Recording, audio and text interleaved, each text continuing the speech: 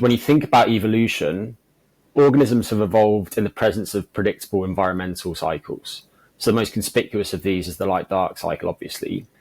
And they evolved what are called biological clocks to optimize their biology according to time of day.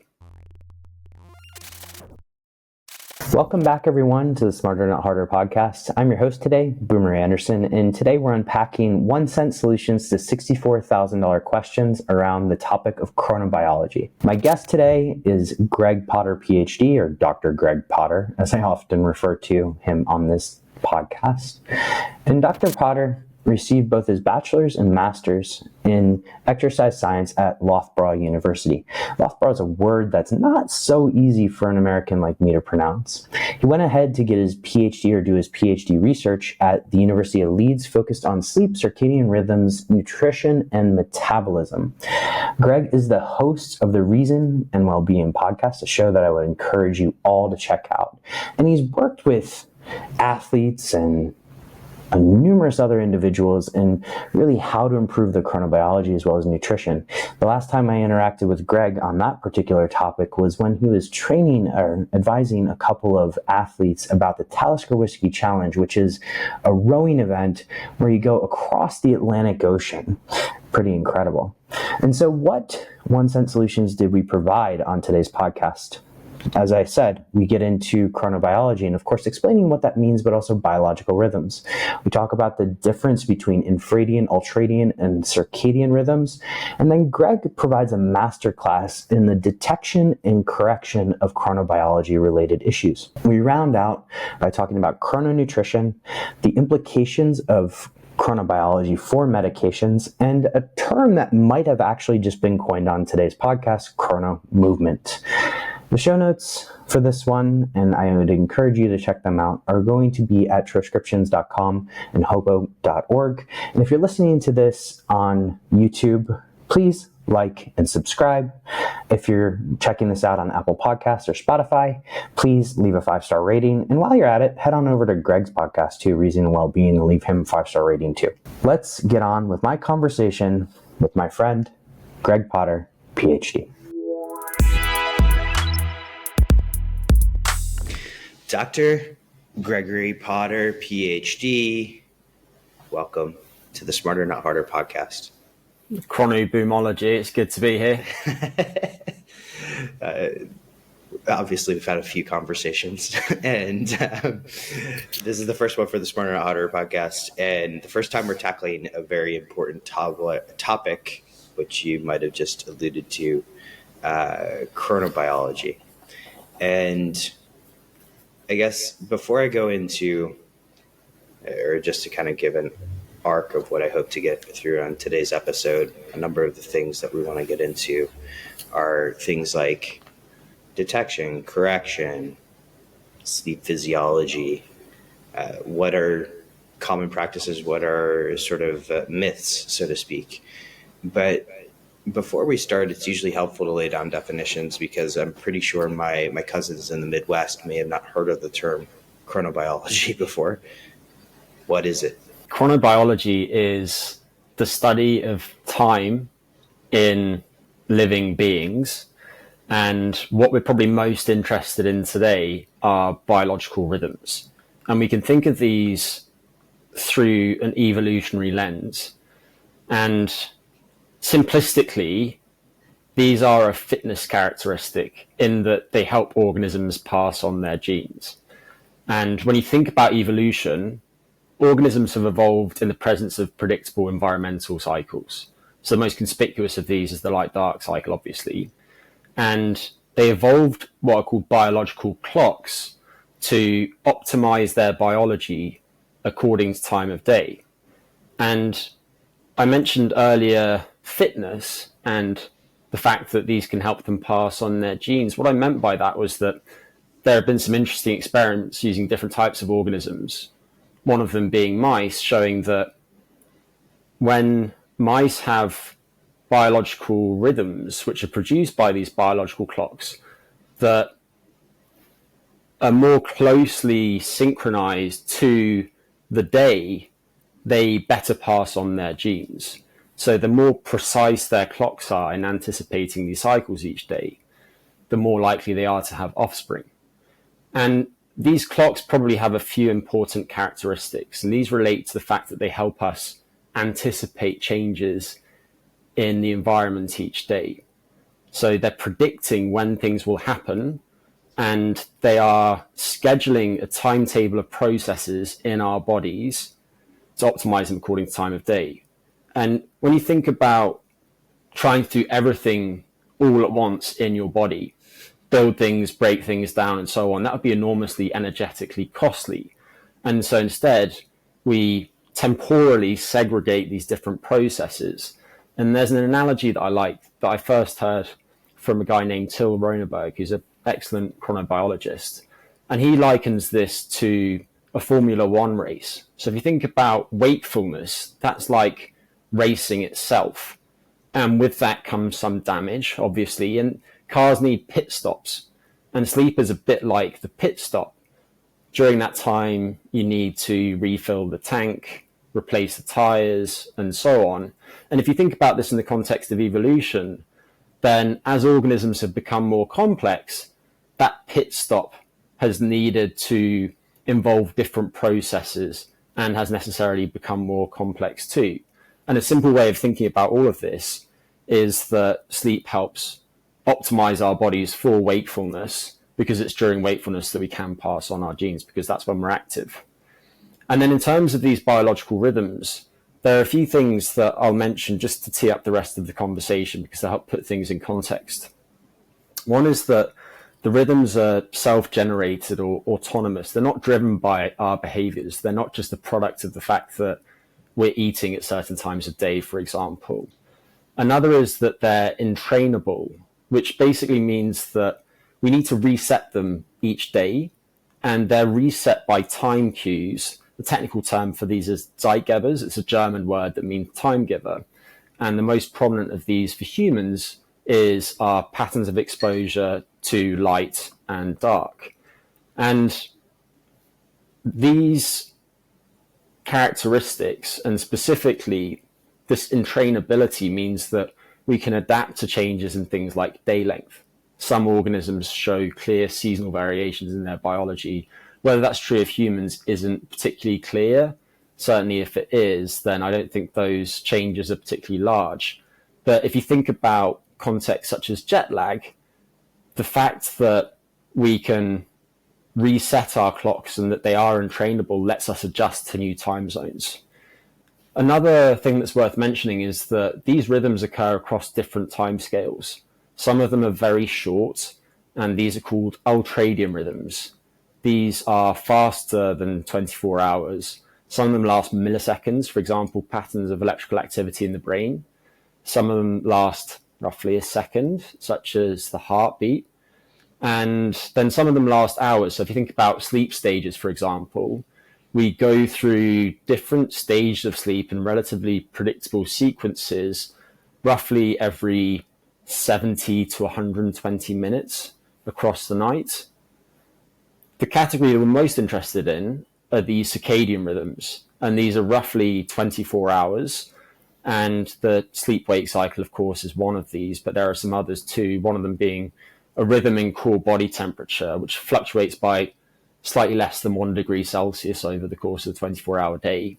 And as a result of that, we're better suited to certain things at certain times of day. One of those being physical activity. We're physically strongest around the time that our core body temperature is highest, which for somebody with relatively typical sleep-wake timing is probably something like 5 p.m. in the afternoon. But we also see these rhythms in things like our hormonal system. The melatonin rhythm is a very prominent one of these, and that has various functions. One is some roles in sleep-wake regulation. Another is that melatonin actually has some metabolic roles. It helps prevent blood sugar from dipping too low during the biological nighttime when we're not eating. And then another one that's particularly prominent is the cortisol rhythm.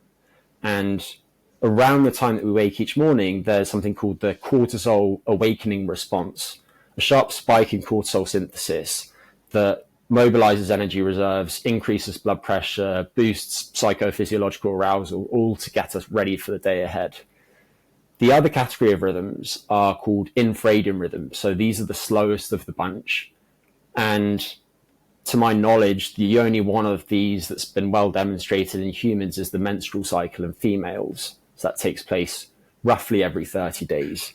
But some animals, as I mentioned, have very prominent changes in their biology. In particular, some of them have what are called circannual rhythms. So you see this, for example, in deer shedding their antlers at particular times of year. And then the final thing that I'll mention, Boom, so I realise that I'm being predictably long-winded, is that when you look at these rhythms, the shorter rhythms seem to be harmonics of the longer rhythms. So fundamentally, these longer rhythms, circadian rhythms and infradian rhythms, are made up of lots of superimposed ultradian rhythms. And in some forms of dysfunction, you see the loss of that organization across different timescales. And our mutual friend, Ben Smar, is particularly interested in this phenomenon. He'd be a better person to speak to about it than myself. Well, Greg, you just tickled my fancy in so many different ways, man. There's as normal with our conversations, we can go down many different avenues here. You touched on ultradian rhythms, you touched on infradian rhythms. You really tickled me when you said Formula One, and I started thinking about pit stops, and I'm like, well, Red Bull, Ferrari, that's like a 2-second pit stop, and I'm sure somebody listening to this is like, well, does that mean I can get away with 4 hours of sleep? But no. Yeah, that's probably another topic for another time. So let's bring it back to these rhythms, and particularly let's focus on that circadian rhythm and sleep. I want to go down this detection route with you, and specifically starting with wearables and what you think of wearable technology and its utility to detecting issues in sleep physiology or sleep behavior in general. Sure. Yeah. And I'll preface my answer by saying that these wearables don't really focus on biological rhythms so much. At least a lot of the information they tend to give people doesn't relate to that, which I think is one of the limitations of them. But certainly I think in the future they will start to, and some of them are probably already looking at whether changes in, for example, circadian rhythms relate to certain health outcomes over time. So in terms of sleep specifically, what I'll say is that wearables and nearables, so things that you're not wearing but that are placed near you whilst you're sleeping and that purport to measure some sleep metrics, can be helpful if you're not particularly anxious about the data that you're giving you, and if you have relatively typical sleep. And by that I mean your sleep is generally quite good, and we can discuss later what that means. But in my mind, when I'm thinking about sleep health, I'm thinking about somebody who feels sleepy at roughly the same time each night, falls asleep relatively quickly, let's say it's within half an hour or so, wakes infrequently and for short periods, perhaps that's for no more than half an hour over the course of the night, wakes at a similar time each morning, looks back on the sleep and feels like it was restorative, and then has good daytime function. So good mood, not too sleepy, the ability to remember things, and so on. So for somebody like that, I think the wearables and the nearables can be helpful, in particular when looking at the trend in the data over time. The same way that I think that bioelectrical impedance analysis to estimate whether your body fatness is changing over time can be helpful. The individual day's measures might not be that precise.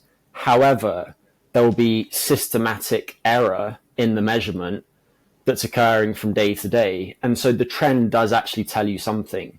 It's just that right now it might say that your body fat is 12%. And actually, if you use a more precise measurement, you would find out that it was 17%. So, Greg, I just want to pause there for a second, because what you just said is to me very important. The value in the wearable may not necessarily be that my REM last night was 3 hours or whatever it was, right? Because that data itself may not be particularly accurate. But when I look at more of a longitudinal data set and say like, hey, I'm improving over time relative to me, that's really the value in it. Do I have that correct? You do. What I'll specify, though, is that different metrics differ in their relative importance. And so in the case of sleep stages, we have to bear a few things in mind. One of them is that among the wearables that have actually been validated, and this isn't true of the majority of them, the validation tends to take place with people who have relatively healthy sleep.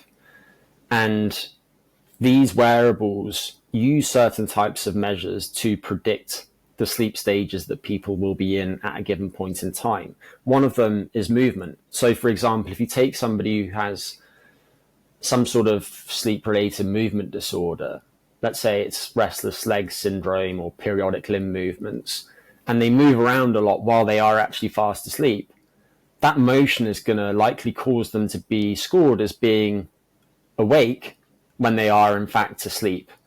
And so that's just one instance in which the ability of these wearables to accurately detect sleep versus wakefulness and sleep stages specifically is limited. And so I don't think that looking at sleep stages is particularly helpful for most people. I think that the ability of these devices to monitor sleep stages is improving over time. And it certainly differs between different types of wearables. We now see, for example, head-worn wearables that gather information about the electrical activity in the brain, and those are likely to better score individual sleep stages than some of these other wearables that are making inferences about sleep stages from heart rate, galvanic skin response, and accelerometry. But even in that instance, I think it's quite difficult to accurately assess sleep stages. And just as an example of this, there was some really interesting research published last year by Gina Poe and her colleagues, where they took patients who have epilepsy and did this opportunistic analysis, because the people who had epilepsy had it such that it wasn't responding well to treatment. It's treatment-resistant epilepsy, and they had a couple of different electrodes. One of them was placed over the cortex, the most evolutionarily recent part of the brain. And one of them was dwelling deep in the brain. And they had people independently score the electrical activity at these two sites across the 24-hour day. And what they found was that when they plotted the activity at one of the electrodes alongside the other, the brain was in different sleep states quite frequently over the course of the night. It was over 30% of the time. And the brain could exhibit these different sleep states for more than half an hour at any one point in time. And so the point that I'm making is that while we might speak about somebody as being in stage 2 sleep or stage 3 sleep, actually what seems to be the case is that at a given point in time, different parts of the brain are in different sleep-wake states. And this might help explain some things that historically have been somewhat impenetrable, such as what's called sleep state misperception. This is a common phenomena in insomnia where somebody feels like they barely slept last night, but when they go in for a polysomnographic sleep study, they get told by the analysts that they actually got 6 hours of sleep the previous night. Another example would be somebody who's a lucid dreamer. It could be that parts of the brain that are involved in self-awareness are exhibiting wake-like activity, whereas other parts of the brain are sleeping. Another one would be sleepwalking. Maybe the motor system is showing wake-like activity when other parts of the brain are in fact asleep. So Boom, I can hear you want to jump in there. Yeah, so I like, particularly when you say lucid dreaming and a few of these other things, right? Because I guess from your perspective, or maybe you can inform us on how the literature looks at it. Let's say somebody is a lucid dreamer, and I've recently been in a conversation with people where they compete on like what level of lucid dreamer they are, and it's kind of a funny conversation. Gamified it. Yeah, exactly. I'm at level 12. But Anyway, when you think of something like lucid dreaming or sleepwalking, and this person goes into a lab polysomnography test, or how their brain operates, is it as restorative as the person who's just laying down for 8 hours and wakes up? Is there any loss in restoration that we know of, or hormonal production or whatever it may be? Yeah, I don't want to get too sidetracked by this, Sure. but briefly, we don't know. And when I say we don't know, I've never seen any literature that's actually looked at that systematically. I think it's too early to draw any conclusions. But it's clear that you can teach people to improve their ability to lucid dream. Some of the more interesting research on this has been done by a guy named Jason Ellis at Northumbria in the UK. And he used lucid dreaming training to see whether it could improve the sleep and mental health of people with insomnia, with some comorbid mental health issues. And he found that a very short lucid dreaming intervention could actually substantially improve their insomnia severity, and probably related to that, improve their daytime affect too. And so it could be that that's for all sorts of reasons, and we can get into some of the mechanisms that might be at play, but I don't know how important that is in the relative scheme of things. And we could also discuss some of the things that they used to actually cue lucidity in those people. But the point is that it seems based on that lucid dreaming could be used therapeutically in certain contexts. However, I wonder about whether encouraging lucid dreaming might in other ways be negative and be less restorative, just given that if you are promoting wake-like activity in the brain, or maybe you're producing a sleep state that is more heterogeneous with greater variation in what different parts of the brain are doing, that could actually be less restorative.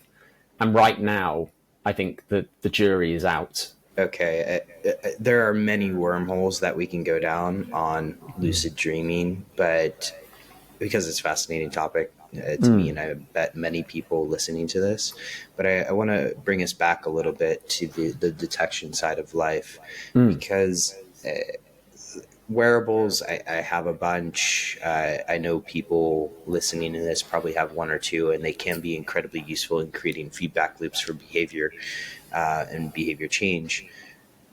But there's also sort of a public health concern here around, for the person who can't afford a $300 euro pound wearable, where do they go if they suspect they might have some sort of issues with their biological rhythms? Can I just close the loop on a couple of things that I mentioned earlier? Please close my loop, or close your loop. Sure. So just going back to what I was saying before, for that type of person who has relatively healthy sleep and who doesn't feel anxious when reading the information they're getting from the wearables, I think that there's a time and a place for them. But it's important to recognize that what these devices feed back to us with can influence how we feel during the day, how we perform during the day, and potentially how we then sleep the following night and on the nights to come. And a really nice demonstration of this came out of Steve Lockley's lab in 2020. And you might have come across this experiment, Boom, because it's been quite widely discussed. But Stephen Lockley, for context here, he's Harvard, is that right? He is, yeah. Yeah, and he's done a lot with jet lag, I believe, as well. But sure, he's one of the masterminds behind the Time Shift app. Yeah. Okay. He's an excellent chronobiologist, and he did this really interesting and well-controlled experiment in which they brought people into the lab, and they either had 8 hours in bed or 5 hours in bed, and they had an alarm clock alongside them that either ran on time, ran fast, or ran slow. And as a result, some people had 8 hours in bed and thought they had 8 hours in bed. Some had 5 hours in bed and thought they had 5 in bed. But some had 8 hours in bed and thought they had 5 hours. And some had 5 hours in bed and thought they had 8 hours. And then the following day, they looked at electrical activity in the brain, and they also measured some aspects of cognitive function. And specifically, I think they use the psychomotor vigilance test, which is commonly used in this type of research.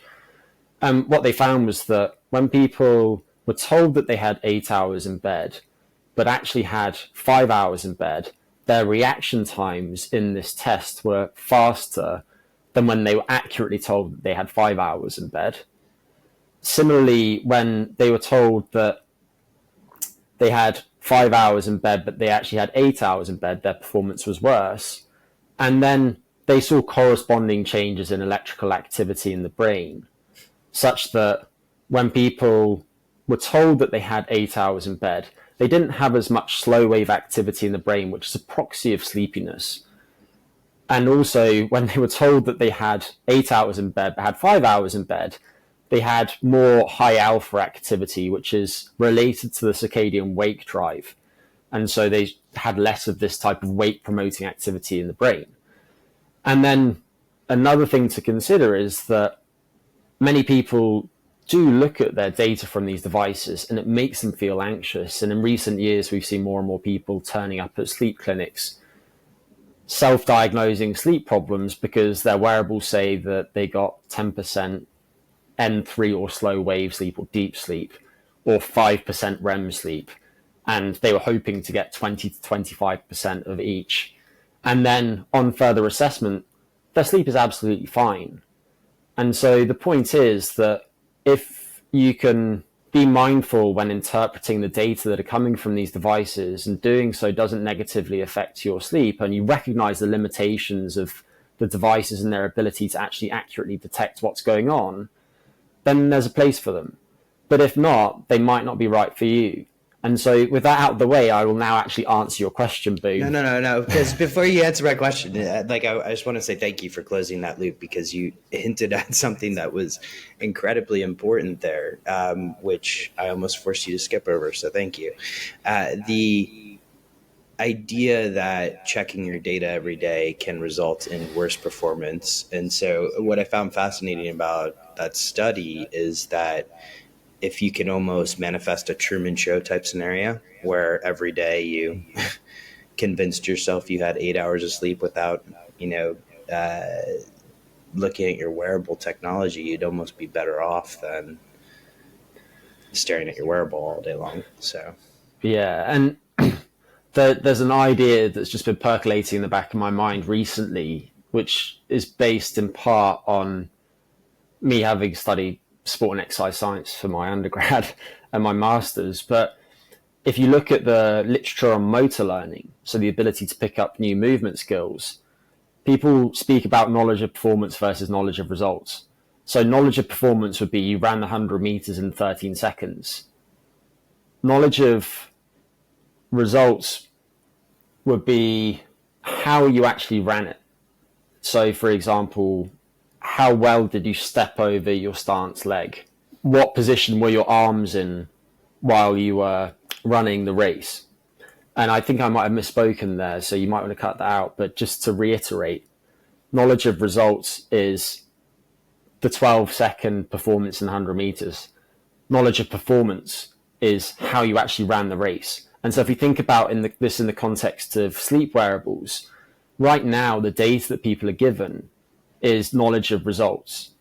Last night your sleep score was 79. You got 6 hours, 34 minutes sleep. You had 12% deep sleep and 14% REM sleep, and so on. Whereas what we should be more interested in, and what I would like to see these wearables and nearables go in the direction of, is the actual behaviors that influence sleep health. And by framing it that way, I think will actually help people get better sleep rather than making them more anxious about their sleep. All right. I spoke to our mutual friend, Tommy Wood, about behavior change and the role of behavior change and all of this stuff.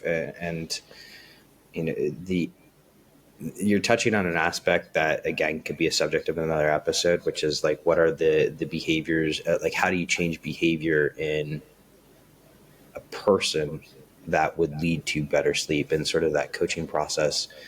And I think some of the wearables are actually trying to do this. through journaling and that kind of stuff to associate behaviors with better sleep outcomes or even performance outcomes. So not quite there yet, but I hope it's something we have in the near future. Sure. Yeah. And I think as we're better able to integrate different sources of data. So, for example, that might be things like step count, light exposure, which you can detect via these types of devices too, and so on. We'll be able to better make inferences about what is causing greater sleep health over time or what is degrading sleep health. But Boom, I just want to go back to what your original question was about. So what are some of the alternatives to these, and maybe alternatives that don't cost $300 upfront and involve a monthly subscription too? And there are several of these. Most of them are questionnaire based, and that's what I would direct people towards. One of them is using questionnaires to identify the likelihood of somebody having a sleep disorder or a circadian rhythm sleep-wake disorder. And these are best interpreted by healthcare professionals, to be clear, but some of these actually span all the different 6 major categories of sleep disorders. One of these, for example, is called the Sleep 50 questionnaire. Some of them focus on individual sleep disorders. One of my favorites is named the Stop Bang. That's an acronym for some of the risk factors for obstructive sleep apnea. And there's a website, I believe it's stopbang.ca, where people can go and answer some questions to identify the probability that they have sleep apnea. And we might return to that later because it's both commonplace and very burdensome in terms of people's health and performance and risk of accidents. Another type of questionnaire looks at circadian rhythms specifically based on sleep timing. And probably the best of these is the Munich Chronotype questionnaire test. And there used to be a website where you could answer these questions and you would receive a PDF, and it showed you where your sleep timing falls based on your age and biological sex relative to others. But I don't think that that website is still functional anymore, but you can still find that and download it yourself. But I think more pragmatically, if people are interested in periodically looking at the quality of their sleep, they could just use something like the PSQI, the Pittsburgh Sleep Quality Index, which looks at your sleep over the previous month, and it gives you a score. Lower scores are better. The cutoff that's generally used is that healthy sleep is a score of 5 or lower. And then finally, clinically, sleep diaries can be enormously helpful. And for me, when I work with people who have conditions such as insomnia, I tend to use these because while they can have some effects on how people feel about their sleep that could have knock-on consequences for their daytime function, they're very helpful as practitioners in that they let you make changes to people's sleep schedules to continuously improve the quality of their sleep, timing of their sleep, and their duration, and so on.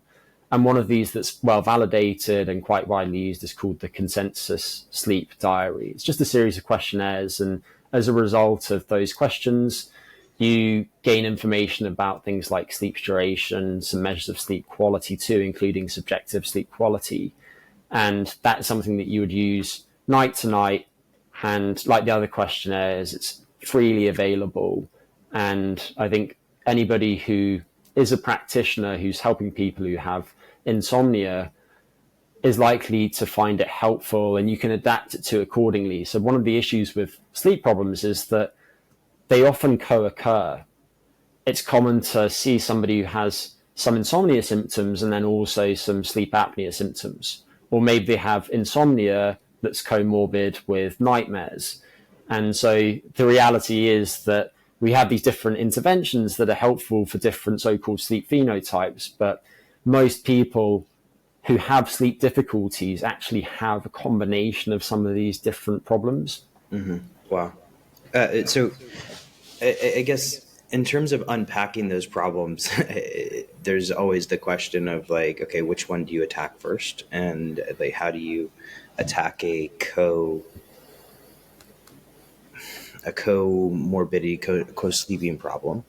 But I want to take us a little moment into something we touched on briefly around stages, but gets popularized in this space, which has broadly become known as biohacking.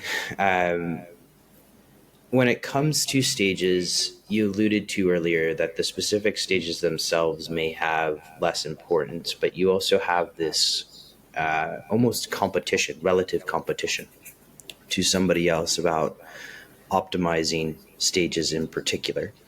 And this is a portion of the conversation, guys, is about sleep, a little bit more about sleep physiology.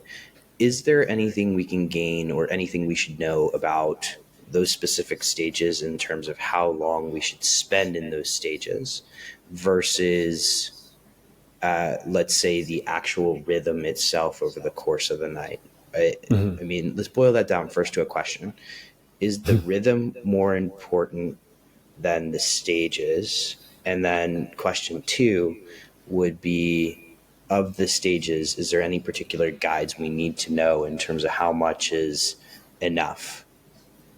Yeah.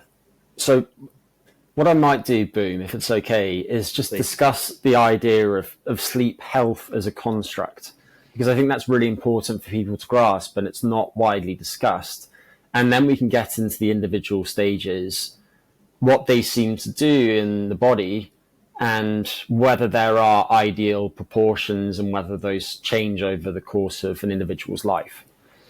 So beginning with sleep health as a construct, I mentioned earlier what a night of healthy sleep looks like in terms of somebody falling asleep at a similar time, waking at a similar time, and so on. And that description points to some of what I think are the most important dimensions of sleep health. And the idea of sleep health as a construct has been popularized by a guy named Daniel Bicey. He's the same guy that was behind the PSQI, many other questionnaires that are used. He's a psychiatrist who is brilliant. I love his research. And several years ago, he put forward some ideas related to sleep health. And actually, there's an acronym that he uses for the different dimensions of sleep health. The way that I think about it is slightly different, but it's broadly the same. And what he pointed out is that if we look at sleep, there are several aspects of sleep that independently predict risk of various different chronic diseases and ultimately seem to relate to all-cause mortality. So the probability of somebody dying from all different causes that somebody could die of combined. And the dimensions include sleep duration.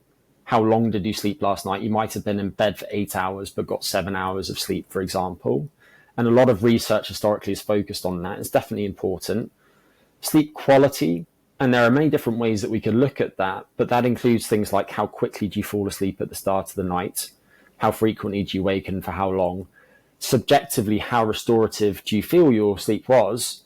And then also sleep stages. So sleep architecture itself, which is what your question was about, and some other things too that probably get less airtime but are important. So things like how much people move during the night, how well they breathe during the night, and so on. Another is timing of sleep. And we can think about this in different ways, but going back to what I was saying at the start about circadian rhythms, I think the timing of sleep relative to somebody's biological clock is most important. You see this in shift work. About a quarter of shift workers experience something called shift work disorder, in which they're tired and sleepy while they have to be awake. And then when they try and sleep, they experience insomnia-like symptoms. And it's because they're trying to sleep at a time of day when their body's clock is producing wakefulness. And then they're awake, and when they are awake, because they haven't slept well, they haven't paid off the existing pressure to sleep that had accumulated. And so they've just got this background sleepiness hanging over them like a cloud. Another dimension related to that is variability. So how regular is your sleep from one day to the next? And interestingly, if you think about sleep experiments, one of the common paradigms that's used is called sleep restriction, where you'll bring somebody into the lab and maybe rather than having their usual 8 hours in bed, they're only allowed 5 hours in bed. That's a form of sleep restriction. There's a related approach called sleep deprivation, where somebody is not allowed to sleep at all. They're completely deprived of sleep. But when you look at those sleep restriction experiments, one of the interesting things is that they actually tend to dramatically improve the regularity of sleep because they enforce very specific sleep-wake times. So in that way, they're worsening one dimension of sleep health, sleep duration, but they're actually improving sleep regularity and often improving sleep timing too. And then another one that we can consider is daytime function. Those things that I mentioned earlier, how fatigued are you? What is your mood like? How well can you concentrate at work? How well can you remember things, and so on? And I said earlier that all of these can individually predict certain future health outcomes. The interesting thing is that going by some recent analyses by people such as Daniel Bicey, it seems that combining these different dimensions as a multidimensional construct better predicts all-cause mortality and mortality from cardiovascular diseases than the individual dimensions too. And I think that's the direction that as a field we need to go in. So with all of that said, you asked about sleep stages. And I want to be clear that these do seem to be important for specific outcomes. The overall architecture does matter. The timing of the sleep episode relative to circadian biology does influence the stages that we go through.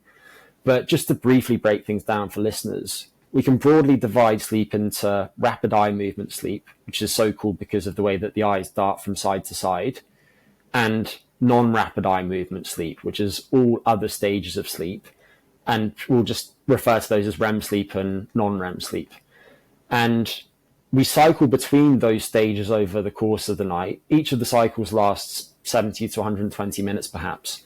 And because non-rapid eye movement sleep, non-REM sleep, is strongly related to how long somebody has been awake prior to the sleep episode, we have more of that type of sleep at the start of the sleep period. So if you go to bed from 12 p.m. to 6 a.m., you'll have more of that from during the first 4 hours of the sleep episode, let's say, than you will during the end of it.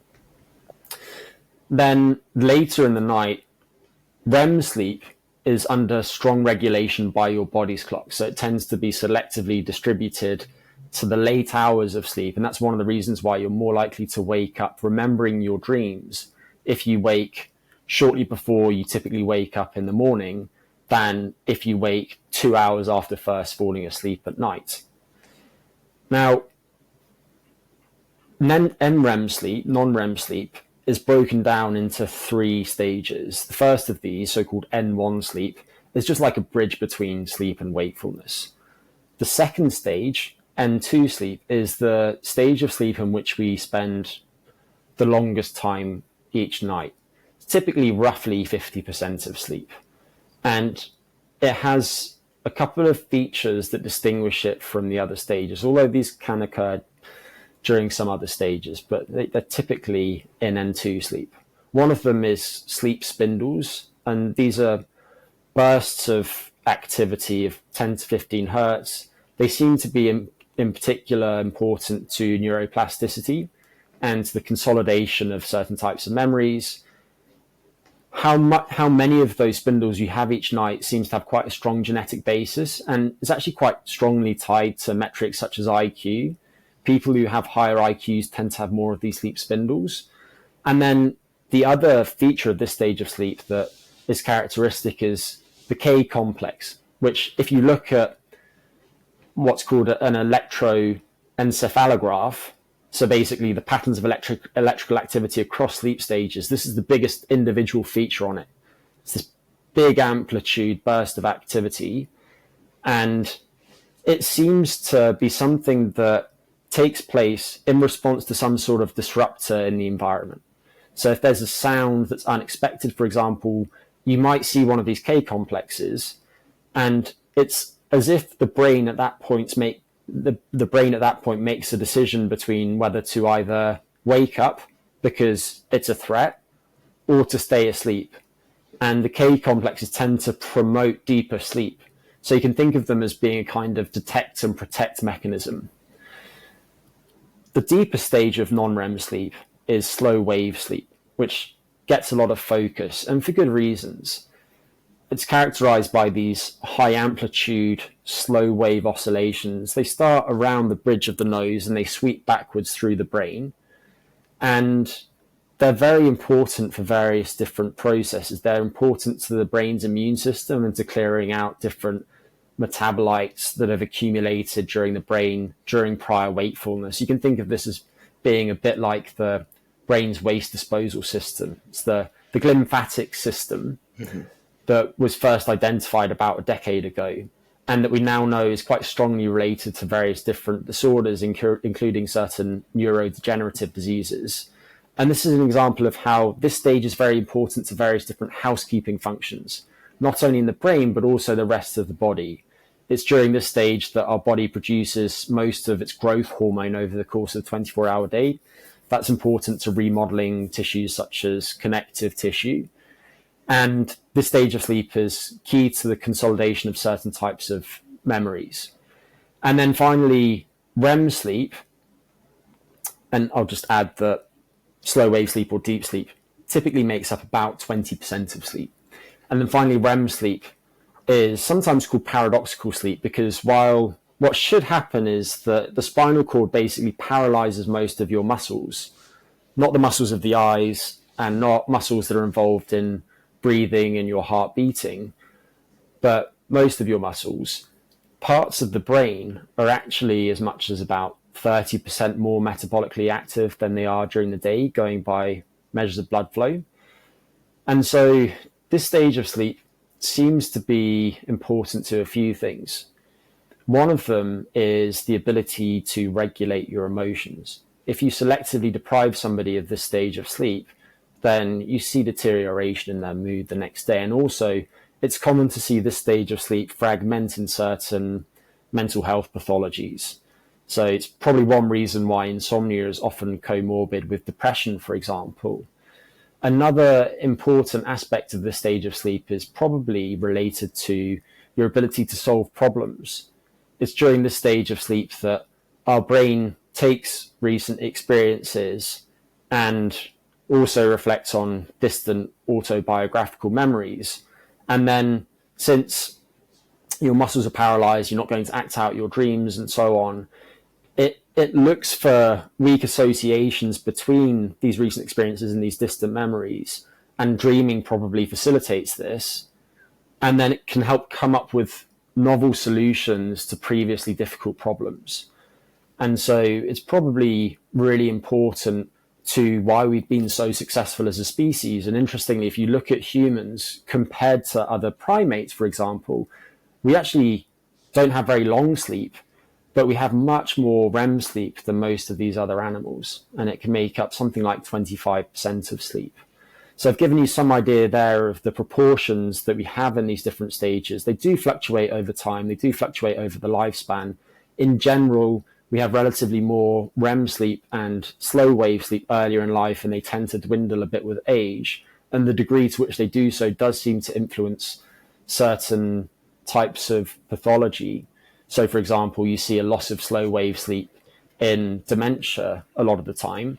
But the fact that that's the case doesn't mean that we should be actively trying to measure these sleep stages and then hack them, doing things to boost them individually necessarily. And instead, I'll just say that the things that we know are good for sleep in general seem to support healthy sleep architecture, including the preservation of REM sleep and slow wave sleep late into life. Wow. Okay. There's a bit to unpack there. And every time I talk to you, by the way, I continue to learn, and I know you're continuously staying on top of the latest studies and information. So I really appreciate you entertaining what may seem like my offhanded, stupid questions. And this is also the pleasure I get is to be able to ask somebody like you these kind of random questions. And so obviously behavior feeds into a proper sleep architecture, and it appears that the architecture itself is sort of the forest that we need to be focusing on. But let's go really into the weeds here on just K complexes real quick. And something you said about it appears that the brain is trying to decide whether or not to wake up, fight, or like, is there something to be worried about here? When you see those spikes in Cape complexes, and I don't know if this is true or not, is it just the brain's attempt to keep your body, or spikes in energy, or spikes, correct my English here, spikes in brain activity during K complexes, there we go, I'm getting there, and does it appear that that is just sort of the brain's attempt to say, like, hey, go back to sleep, don't worry about this, or is it the inverse is true? Yeah, I think it's the former, but I think the spike takes place in response to the disruptor, and then in response to that K complex there is a decision point at which you will either wake up or your sleep will temporarily deepen. And so people are now thinking about whether it's possible to actually induce some of these K complexes to deepen sleep. And there are various different things that we can do in terms of environmental cues to affect sleep architecture. And again, this is getting in the weeds, but I'll mention it just because it is really interesting. And these include things like vestibular stimulation. There's been some fascinating research in which you take people and you place them on beds that slowly rock from side to side. And those seem to actively entrain certain brain waves in a way that, to the eye of most people, improve sleep architecture. And then those changes in sleep architecture actually relate to improvements in memory consolidation overnight. Another example would be using auditory stimulation, sounds, to promote certain sleep features. There's lots of interesting work by researchers such as Phyllis C, looking at whether you can use acoustic stimulation or auditory stimulation to increase the amplitude of those slow waves, which tends to decline as people age, and thereby improve things like memory formation overnight. And then another instance would be olfactory stimuli, so using smells in the environment to cue certain brain states. And you might have come across this, Boom, but this has actually been done for centuries, but it's only been studied relatively recently. But there's this phenomenon called target memory reactivation, where during the daytime, if you are learning something, let's say that you're studying for an exam, you could expose yourself to some sort of odorant. So let's say that you have some lavender incense by you while you're learning some particular material. And then during subsequent sleep, you could expose yourself to that same odorant. And if you did so during particular stages of sleep, you would actually reactivate that particular content that you were memorizing, that if you looked at your brain, you would see the same characteristic patterns of electrical activity that took place during learning, just occurring at a different time span. And then in turn, that would support memory consolidation. And we could probably use different types of stimuli for this type of target memory reactivation. And I don't know how practical it is right now, but I certainly think that as we look to the future of some of these sleep technologies, wearable devices, smart sleeping environments, and so on, that's something that we will actually be able to leverage. And then the final thing that I'll mention related to that is that that's actually been used recently therapeutically, where this type of target memory reactivation was paired with what's typically the most effective intervention for people who have nightmare disorder. It's called imagery rehearsal therapy, where basically somebody will sit down and they will reflect on a nightmare that is recurring. They have it over and over and they just want to get past it. And imagery rehearsal therapy involves writing down an alternative ending to the nightmare, such that instead of the dream taking some sort of spiral towards doom, they write it so that the dream might start the same way, but actually the course of the dream is more positive. And then they rehearse this dream content during the day. And what you could do is you could do that while exposing yourself to one of these odorants.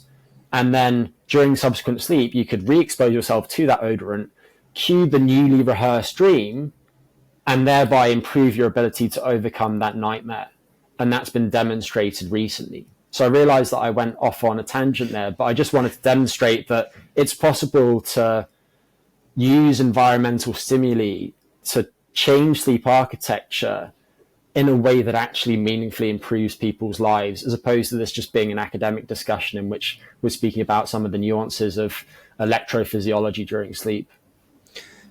Okay. And that was the word I was looking for earlier, electrophysiology. But I want to go back to this because, like, the way you answered that question kind of evokes questions, or just more questions from my side, which is like, okay, if the nightmare occurs consistent, it's a pretty consistent nightmare. Like, would some actions during the day, like for instance, and I don't know if this is actually clinically accepted, but something like propranolol extinction therapy for painful memories, or even, right now MDMA is a popular topic. Would these help with nightmares themselves? I don't know if there's an answer to that. And if you're not comfortable answering, don't by any means. I'm not trying to force you, but again, me pontificating based on what you said, it's pretty interesting. Yeah. So there are certain medications that are used in the treatment of some nightmares. In particular, there's one that acts on some of the adrenoreceptors in the brain, because during REM sleep, people who have nightmares experience changes in the HPA axis and in adrenergic and noradrenergic signaling compared to people with healthy sleep. And basically, by pharmacologically blocking this pathway, they can potentially help themselves overcome nightmares. And to my knowledge, that is the most effective way of targeting that's been identified. But obviously, your propensity to experience nightmares does relate to your daytime experiences. And it's also true of sleep disorders such as insomnia. The more negatively valenced your emotions are during the day, the more depression you experience, the more anxiety and so on, the greater the likelihood of you then struggling to sleep at night. Sleep has this bidirectional association with daytime function. And so if you look, for example, at MDMA, if somebody's having much more positive experience during the day because of all these changes in serotonergic and dopaminergic signaling after taking MDMA, could that influence subsequent sleep? Yeah, possibly.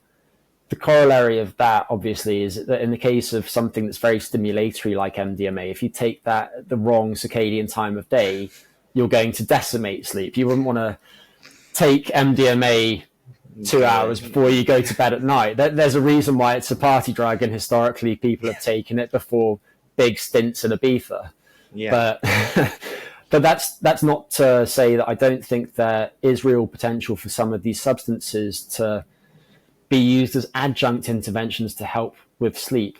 And I'll point people who are interested to a podcast I did with Chris Kelly from Nourish, Balance, Thrive on psychedelics and sleep. And we didn't speak about MDMA, obviously. We spoke instead, for the most part, about psilocybin, because I think that it could be a helpful adjunct to improving people's sleep issues for various reasons that we won't get into now.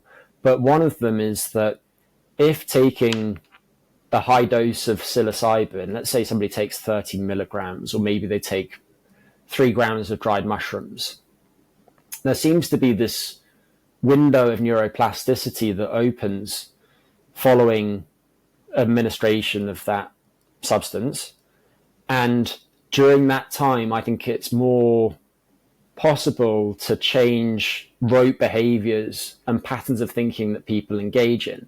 And so if people have dysfunctional behaviors or thoughts that are contributing to their sleep issues, they take a high dose of psilocybin, but equally this could probably be mescaline or ayahuasca or LSD, and they use that to potentiate changes in behaviors and thoughts at the start of a sleep promoting intervention. I think that it might be possible to better improve sleep by including those substances. And that's hypothetical right now, but I do think that there is actually quite a lot of potential there, at least in the right hands. And then the final thing that I'll mention is just circling back to speaking about lucid dreaming earlier. I think there are some fascinating parallels between the psychedelic state and lucid dreaming.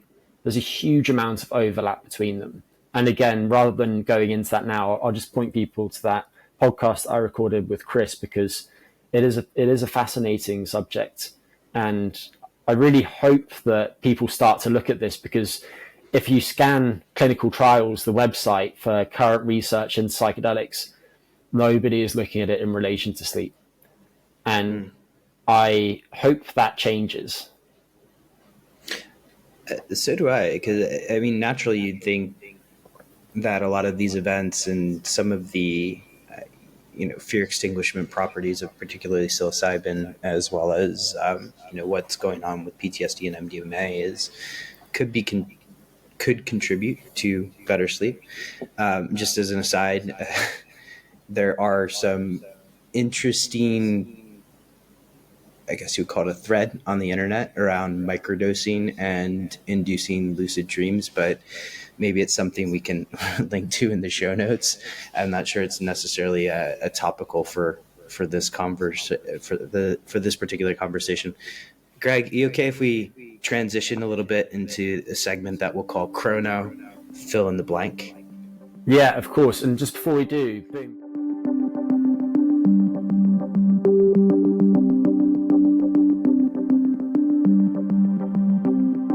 All right, Dr. Potter, this is the portion of the podcast that we'll call Chrono, fill in the blank, because I think you mentioned this in an interview you did with Tommy Wood, that Chrono is almost as trendy as using the suffix omics, right? And so it's let's get into it, shall we?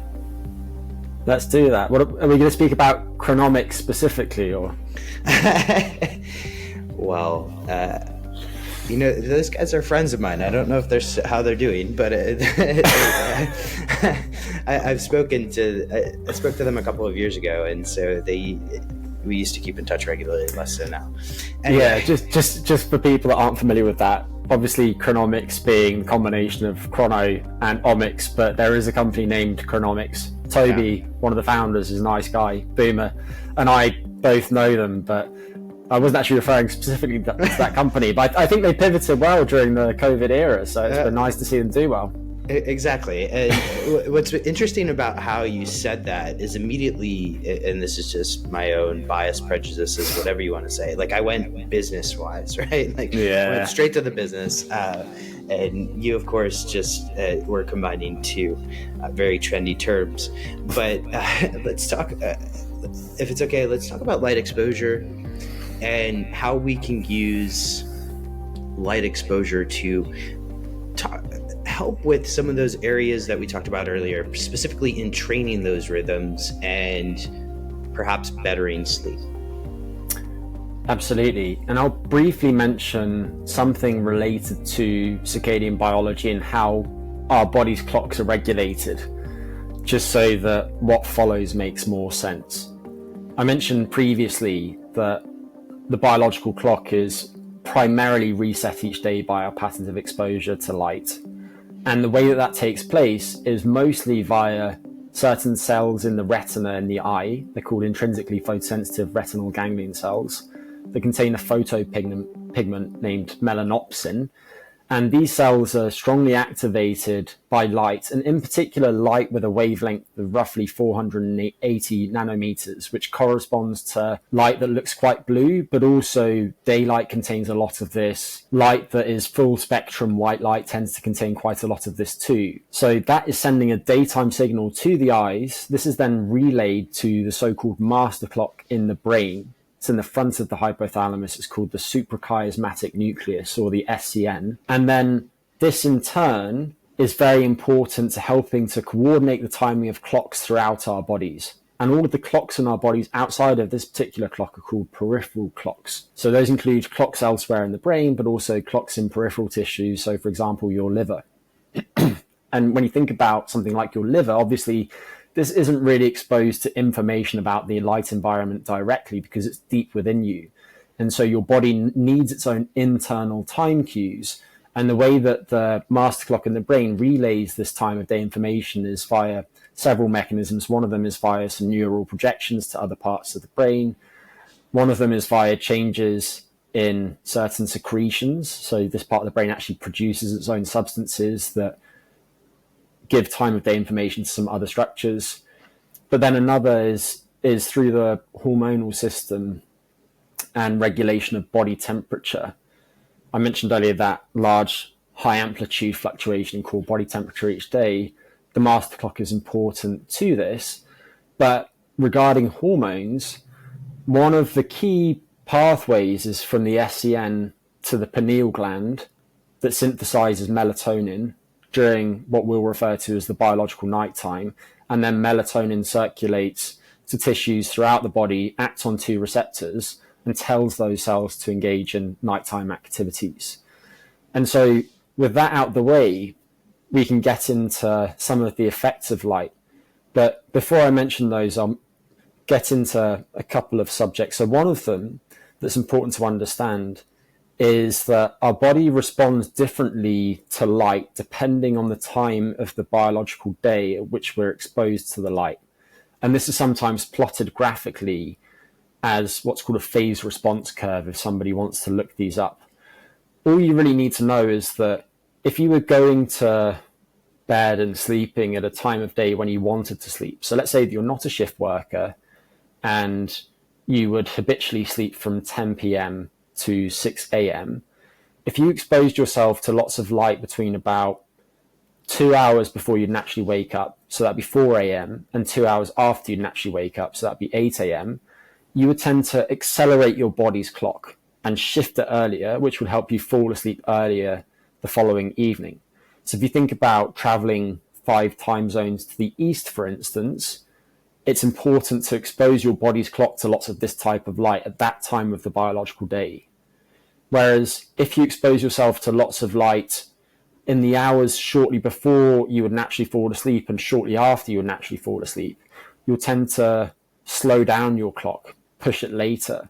So if you were traveling 5 hours to the west, then you would want lots of light at that time of your biological day. Another concept that people need to be familiar with is that time matters and spectrum matters, which I mentioned earlier when discussing the wavelength of light, but the intensity of light matters too. And the human visual system is very sensitive to light, and it lets us see when it's relatively dark and so on. But the circadian system isn't so sensitive.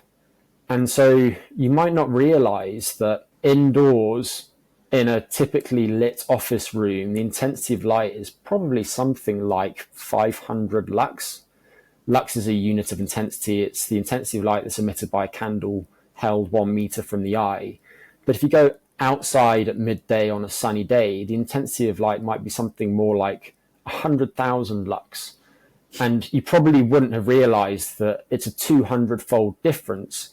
But we need that large variation in intensity between what we're exposed to during the day and what we're exposed to at night in order to align our body's clocks and experience some of the beneficial effects of light.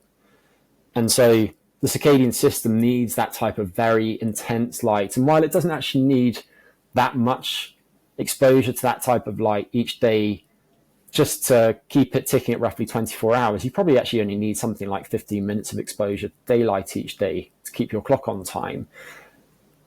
You will experience benefits from getting plenty of daylight each day. And that brings up the subject of non-visual or non-image forming effects. And I focused so far on the effects on the circadian system, but light affects many different aspects of our biology. And you will have noticed this. You might not have noticed it consciously, however. So, for example, if you've ever experienced seasonal affective disorder, then you'll know that light can profoundly affect your mood. And we actually know more about some of the brain circuitry that's involved in that. And the perihabenular nucleus seems to be particularly important to mediating some of those effects of light on mood. Light's also important to your blood pressure regulation. So interestingly, exposure to daylight can acutely reduce blood pressure because it actually seems to promote nitric oxide signaling, in turn leading to vasodilatation and a reduction in blood pressure. It's relevant to cardiometabolic health too in other ways. there's some interesting work suggesting that exposing people to bright light around the time that they eat meals actually affects their postprandial responses to those meals. So things like how much their blood sugar swings in response to the meal. And then returning to the brain, light's key to cognition. There's fascinating research looking at office workers showing that they perform better when they're exposed to lots of bright light during the day, which is one of the reasons why you want to sit by the windows when possible, because the intensity of light actually drops off precipitously the further you are from a window. So light has all of these different effects, and that's to say nothing about effects on vitamin D synthesis, which is what most people immediately go to when thinking of the effects of light on biology. But with that said, I just want to spell out a few recommendations to make this practical for people tuning in. So first, I would say during the daytime, if possible, get outdoors into daylight for at least 1 hour. And the time of day doesn't matter too much, but if you're a night owl and you routinely wake to an alarm clock in the morning, that compresses your sleep and you're feeling tired during the day as a result. If you can get outdoors into daylight within a couple of hours of waking in the morning, then you're going to help accelerate your clock and thereby help shift your sleep earlier. That's going to expand your sleep opportunity and improve how you feel and function each day. Whereas let's say that you are 70 years old and for somebody of your age, you're an early bird, which makes you very early relative to the rest of society. And you're now in the habit of nodding off at 7 p.m. and you find it hard to sleep after 3 a.m. in the morning. If that's the case, then you want to shift your clock later. And so for you, you'd actually want to expose yourself to lots of daylight late in your waking day. So there's probably a sweet spot between about 4 hours before you'd habitually go to bed and 2 hours before you habitually go to bed, when you want lots of daylight if possible. You wouldn't want that immediately before bedtime just because light does have acute alerting effects, and that could interfere with your ability to fall asleep. And then finally, if you can be physically active at those times of day, so early morning for a night owl and late in the day for an early bird, then you can probably increase the extent to which you shift your clock and in turn your sleep timing too. And then if you're indoors during the day, you want to be in as brightly lit room as possible. Full spectrum white lighting tends to work well. And when you can, sit by windows, and if you're in a dimly lit room, you could consider getting a light therapy lamp. These are also obviously very helpful if you have seasonal affective disorder. They typically emit 10,000 lux, but anything over about 2,000 lux will do. And you probably want them about a meter from yourself, slightly at an angle, and use them for 30 to 60 minutes. Most people will use them in the morning, especially in seasonal affective disorder, but you could use them at any appropriate time of day. And then in the 3 hours or so before you go to bed, you want to reduce your exposure to that type of short wavelength, rich, intense light if possible, assuming that you're not trying to dramatically shift the timing of your clock. And so simple things that you could do include dimming the lights, obviously. If you have lights that contain lots of short wavelength light, so if your home environment lights look very white, or if they've got a green or a blue hue to them, I would replace them and instead get some so-called warm white light bulbs that look more amber tinted. The type of light that we want at this time of day, you can think of as being the kind of romantic lighting that you get in a nice restaurant. It's low in the environment. It's quite dim. Don't get any ideas, Boom. And we're just going to have some background music playing, maybe a little Sade while this segment is going on. And it has that kind of amber hue too. And then otherwise, if you can't control your light environment at this time of day, so let's say that you are going to visit friends or family and they have precisely the type of lighting that you don't want at this time of day. If you don't mind looking silly, then you can wear blue blocking glasses, these kind of red or amber tinted glasses that selectively filter out short wavelength light. That does seem to be helpful. I think it can be used clinically potentially, but it's often used in the context of jet lag and shift work to help people wind down or shift their clocks according to their needs. So you could definitely go that route if you like. And then obviously during the sleep period, you want to be exposed to as little light as possible. And if there is light in your environment, you can either try and block it out, for example, by getting blackout blinds, or you can wear an eye mask. And if you feel unsafe sleeping in the dark, I know this is true of some people, and you therefore want at least some light in your environment, my recommendation would definitely be to make that red light. So if you have any light emitting devices in your bedroom, make sure they emit red light. If you have an alarm clock, for example, get one with a red clock face, because this type of light probably has negligible effects on the circadian system. There's actually a tiny bit of research suggesting that exposing yourself to this type of light shortly before sleep might actually facilitate sleep onset a little bit. Yus van Someren published some interesting work on that several years ago. So red in bed would be my recommendation. And hopefully that's helpful. I've tried to keep that practical because we could get into specific light parameters, but I realized that they could probably seem academic and not particularly helpful if we started getting into those. I mean, light is always one of those topics that I'm just fascinated by, because it's so, in many ways, it can be so simple. And then you go into like so many topics within this broad space of health, you go into a wormhole and all of a sudden you end up with 660 nanometers versus 860 or 890 or whatever it is, right? But I love this list that you've given people, because I know for myself, listening to this, I have one of those seasonal affective disorder lights, because Amsterdam gets roughly 70 days of sunlight a year. And I am almost certain that I use it too much and too close to bedtime at points. So that point you made about shifting away 3 hours before bedtime, certainly a takeaway that I will implement. Now let's talk about exercise. Chrono movement, chrono exercise, chrono bicep curls. What is the best time of day for someone to exercise? And, I myself am a morning person. I love to get up and get at it right away. Am I doing damage to myself? Should I be doing it later? Just quickly mention something about what you were saying there, and that is that people do vary a lot in terms of their sensitivity to light at different times of day. And in general, young people are more sensitive than older people, in part due to some of the changes that are taking place in the eye itself, and in part due to some changes in the circadian system and other parts of it.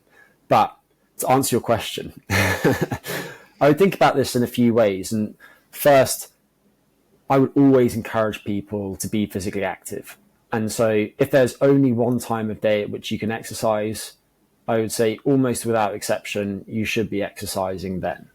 So let's be real. But with that said, if you have some control over your schedule, then I think that we can make a few recommendations.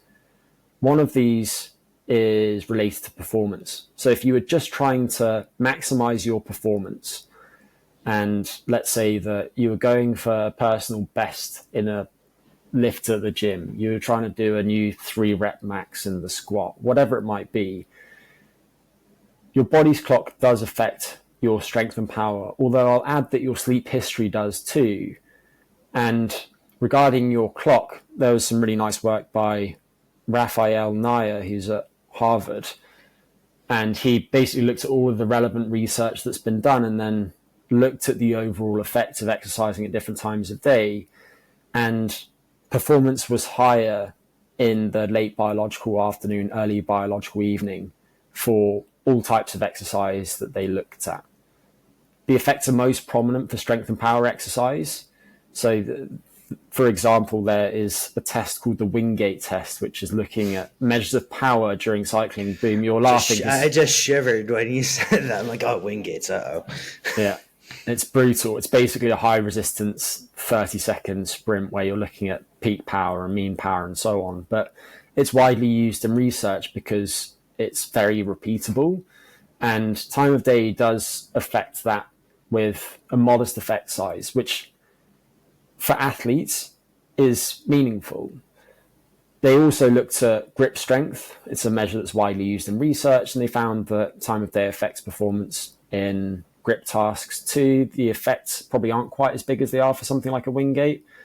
And then jump height, and the effects for jump height are quite similar to the Wingate. So if we think about this in terms of different type of exercise, it probably most strongly affects power exercise, after that strength exercise.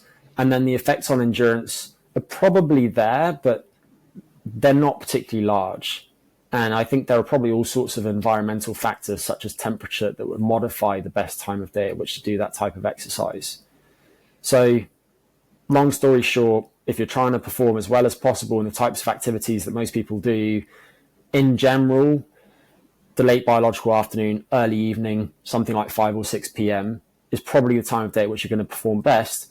However, if you have not been sleeping well at all recently, you might find that an earlier time of day is better, because in that context, more time awake before doing the activity seems to relate to worse performance, alongside that improved performance that's occurring as your body clock is shifting.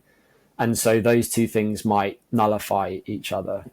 Or it might even be that the poor recent sleep has larger detrimental effects than the positive effects of doing exercise like later in the day. In terms of cardiometabolic health, this hasn't been very well studied, but I would suggest that the research done so far suggests that the afternoon is probably optimal for this type of exercise too. There's one study that I commonly cite, which was done by Julien Zierath, who's at the Karolinska Institute in Stockholm, and they took a small number of men with diabetes and they had them do high intensity intermittent cycling, so 30 seconds on, or maybe it's 1 minute on, 1 minute off, 3 times a week for a couple of weeks. And the men either did that in the morning or the afternoon, and all men went through both conditions with a washout in between them. They used continuous glucose monitoring to look at people's blood sugar control during these two different phases.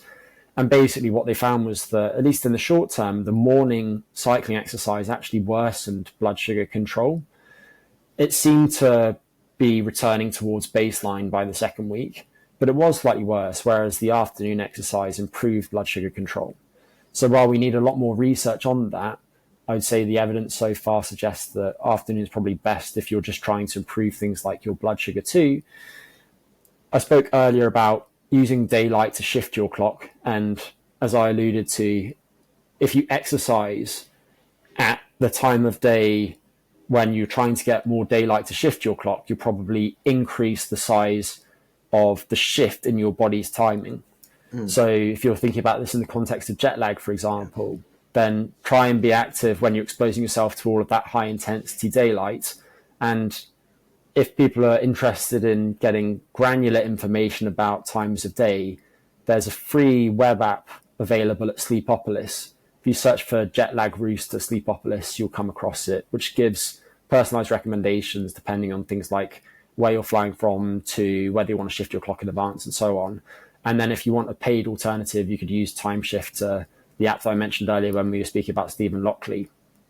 And then finally, if you're an athlete and you compete at certain times of day, and the example that comes to mind is boxers, they're often fighting at some ludicrous time like 2 a.m.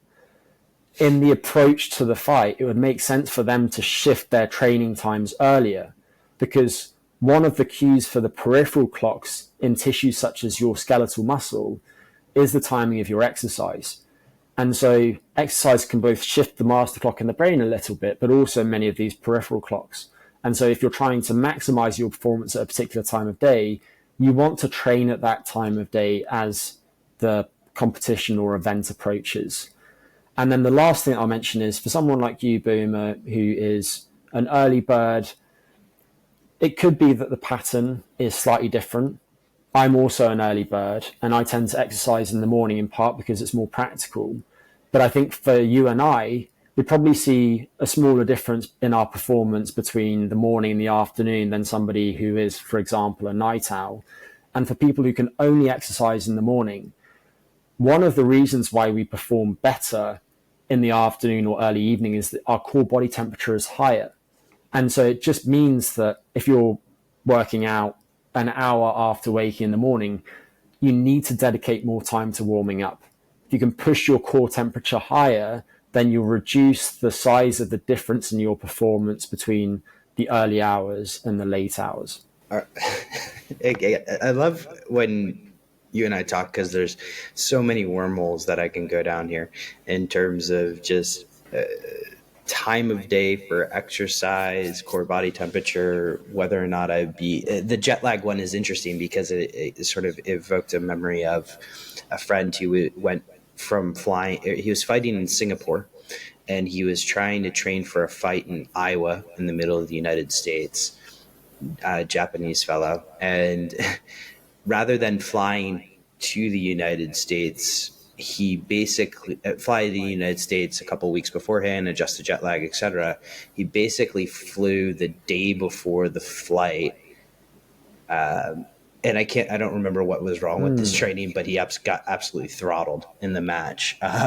So maybe he could talk to Greg Potter next time about how to actually do this properly, because he was trying to follow largely what you mentioned, but there's an added element, I would guess, of that plane stress of flying 24 hours before a flight, before a fight, that is, and then absolutely getting knocked out in the first round. So, and jet lag is something that we could easily dedicate multiple episodes to, but suffice it to say that, like shift work, the effects of jet lag don't only relate to body clock disruption. And in the case of jet lag, they also relate to travel fatigue, because there are all sorts of things that take place while you're traveling. Rubbish plane food, the pressure in the cabin. I don't know about you, Greg, but I love the the cheese sandwich that I get on certain Dutch airlines. I don't have that experience because I've actually never been to the Netherlands, but it's one that I look forward to. How long have I known you? Anyway, so we'll get you to the Netherlands soon. Let's transition to one that is actually, I believe, a term, chrononutrition. What are some practical takeaways for people who are starting to think about, okay, this chronobiology thing, these biological rhythms area is something I need to focus on. Chrononutrition, what are some practical takeaways that people can have when it comes to that?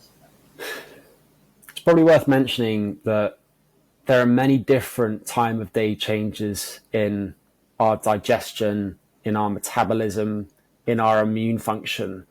And those coalesce such that in general, our bodies respond better to food intake in the biological morning than they do at other times of day. This is one reason why the midnight feast generally isn't the best idea. But just as an example of this, if you look across studies, then all glucose tolerance, so the degree to which your blood sugar swings in response to a bolus of glucose, and people might have come across all glucose tolerance tests in the context of things like diabetes, is something like 18% higher in the biological morning, so at 8 a.m. than it is in the biological evening, so at 8 p.m. So your blood sugar will swing less in response to meals in the morning than it will in the evening. And that relates to all sorts of things like your insulin sensitivity. And we don't need to get into all the details of that, but I just want to preface my answer with that so that people understand some of the rationale behind these recommendations. And again, this is itself a huge area of scientific research now. It wasn't 10 years ago, but people have realized that nutrition timing really does matter. So with that said, what are some practical recommendations that I think will help many people? One of them, which is probably one that most people focus on most, and probably for good reason, is to have a regularly timed eating window each day.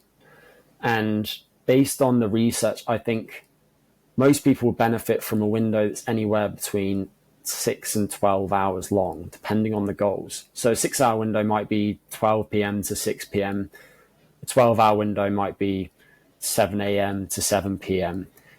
8 to 10 hours is the sweet spot for most people, in my opinion. It's practical, people can stick to it, but also it tends to yield certain health benefits. People tend to eat slightly less, slightly reduce their body weight, slightly reduce their blood pressure, and experience some metabolic benefits too. If the goal is weight loss, then I would favor the shorter end of that window, so perhaps 6 to 9 hours. And I would also favor that type of smaller window if somebody is trying to follow a ketogenic diet.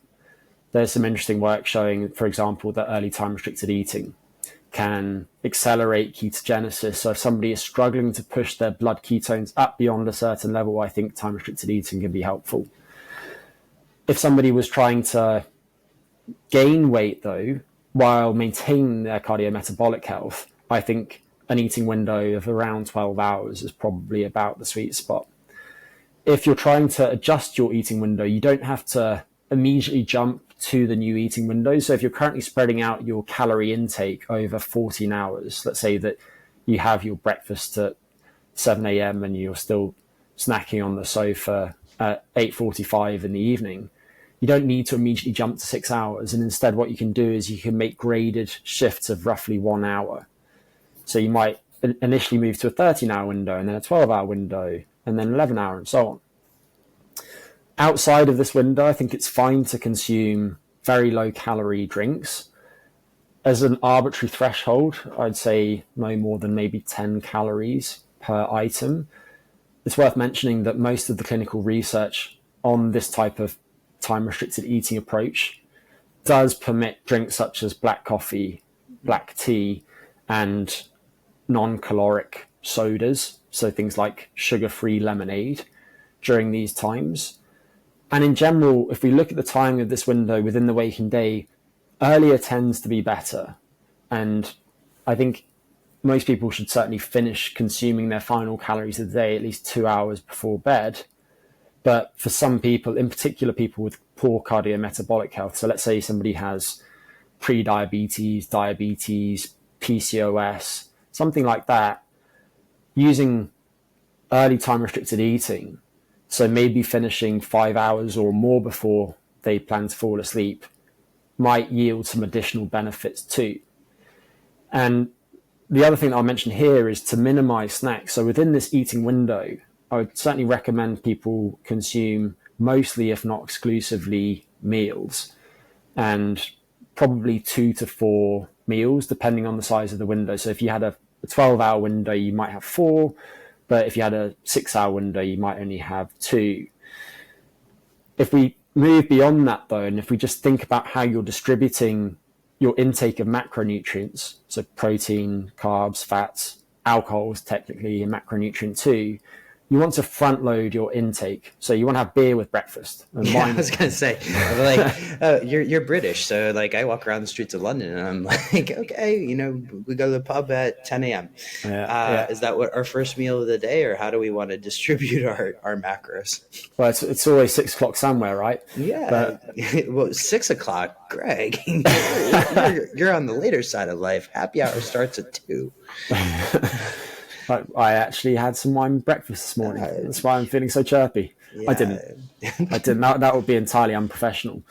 But what I would say is that within your window, in general, you want to consume most of your carbohydrate and fat, especially early in the window. And there are exceptions to this, but the old adage of eating breakfast like a king, lunch like a prince or princess, and dinner like a pauper makes a lot of sense for a lot of people. But with that said, some people really struggle to eat breakfast. It just seems aversive to them. You tend to see this in night owls. Some of them can learn to be hungry at breakfast. And actually, if they focus initially on reducing the size of the final meal, sometimes that increases their hunger the next day. And then all of a sudden breakfast seems more palatable to them. Another consideration is factoring activity. So if, for example, you follow our chrono exercise advice and now you're doing your workouts following work at 6 p.m. and the rest of the day you're relatively sedentary, I would say it's absolutely fine to have a large proportion of your carbohydrate and fat intake shortly before and shortly after the workout. So you have to factor in activity, because activity causes all sorts of change in your metabolism, such as an increase in non-insulin mediated glucose disposal. So your muscles better take up glucose absent any change in circulating insulin because of some changes in what are called glucose transporters. So factor in activity, and then you will have noticed that I focused in particular on carbohydrate and fat, and that's because I think that you should actually distribute your protein intake quite evenly across meals. And there are all sorts of reasons for that. But if you look at protein metabolism research, then what you see is that at an individual meal or snack, there seems to be a threshold amount of certain amino acids, these being the individual building blocks of proteins, that you need to hit to maximally stimulate muscle protein synthesis, which is the main determinant of whether your muscles are adding protein to themselves and getting bigger over time, or losing muscle protein and getting smaller.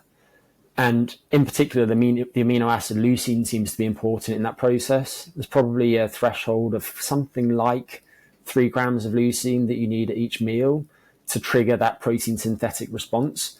And the generic advice to consume at least a palm-sized portion of a protein-rich food, which I would hope corresponds to something like 0.4 grams of protein per kilogram of body weight at a given eating occasion, whether that's a meal or a snack, is a good starting point. And those protein-rich foods include things like whole eggs, meat, fish, seafood, dairy, and so on. And when I say dairy, I don't mean butter or cream, obviously. I mean high-protein dairy foods such as cheese. So I think that's practical. And then finally, with respect to specific foodborne chemicals, a couple stand out as being particularly important because they have the potential to disrupt the circadian system. One of these, of course, is caffeine. And I am pro-caffeine. I think in general, if you look at the clinical research on caffeine, whether it's carefully controlled intervention studies or whether it's epidemiology, most people benefit from consuming modest quantities of caffeine-rich items, such as coffee, dark chocolate, and tea.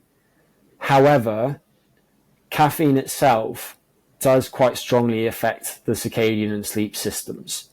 And basically, because it antagonizes adenosine receptors in the brain, and adenosine is a sleep-promoting substance that accumulates in your brain the longer that you've been awake, caffeine can reduce sleepiness, and that's one reason why many of us get hooked to it.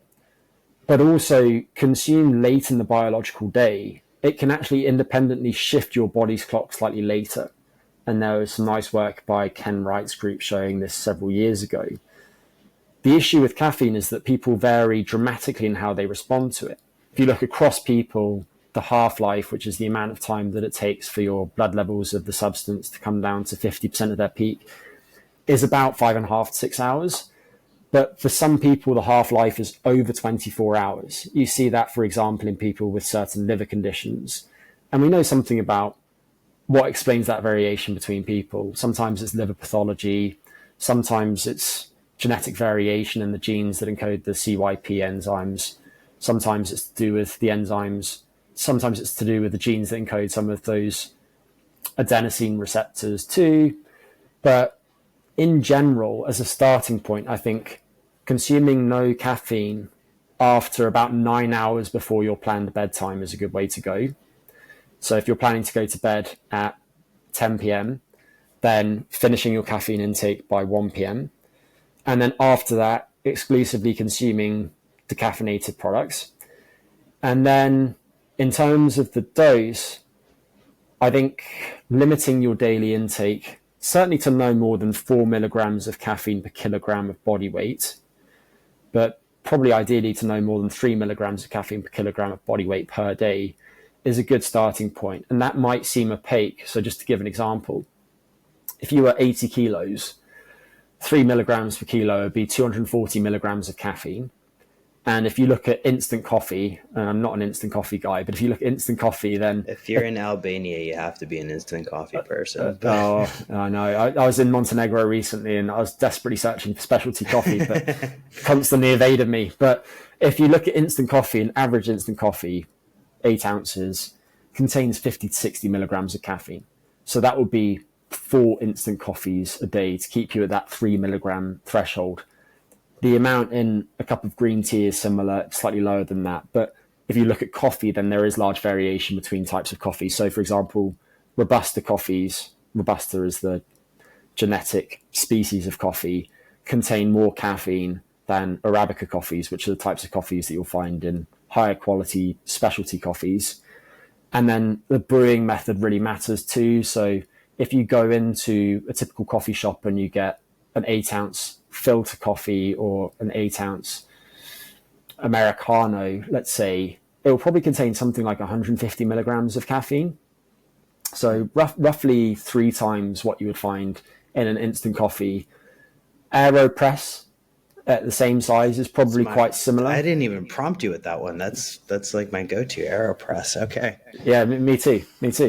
And then a French press or a Chemex or a V60, they contain slightly less than that, maybe something like 110 milligrams. So it depends on the brewing method too, but there are resources such as Caffeine Informer that people can go to find the contents of some commonly consumed items. And the one that I will point out also is cocoa and dark chocolate. Because I think a lot of people know that it contains some caffeine, but they don't necessarily realize how much it contains. And many people do also consume it late in the day. Just as an example of this, my favorite coffee in the world is Montezuma's Absolute Black. It's 100% cocoa, so it will give you a kick. But it's been independently tested and shown to contain very little cadmium, which is a heavy metal that commonly accumulates in the soil and will accumulate in your body. It's got a half-life of about 50 years. And that's not exaggerating. It's literally tens of years, the half-life. So it's very difficult for your body to eliminate it. And it is neurotoxic. But I don't want to sound like I'm scaremongering. But the issue is that, in particular, cocoa that's grown in Latin American countries tends to contain quite a lot of cadmium, whereas cocoa that comes from African countries tends to contain a bit less because of those soil conditions. And if you look at Montezuma's Absolute Black, it contains very little heavy metals, but it's massively high in cocoa flavonols, which mediate many of the health benefits of cocoa products. However, if you look at the caffeine content, a 100-gram bar or a 90-gram bar contains about 300 milligrams of caffeine. Oy. So that is a lot of caffeine. And while most cocoa or chocolate products contain less than that, a typical 70% cocoa dark chocolate bar might contain something like 80 milligrams of caffeine per 100 grams. They do contain quite a lot of it. So just bear that in mind if you're in the habit of consuming lots of dark chocolate after your dinner, as I know is often the true in health-conscious people.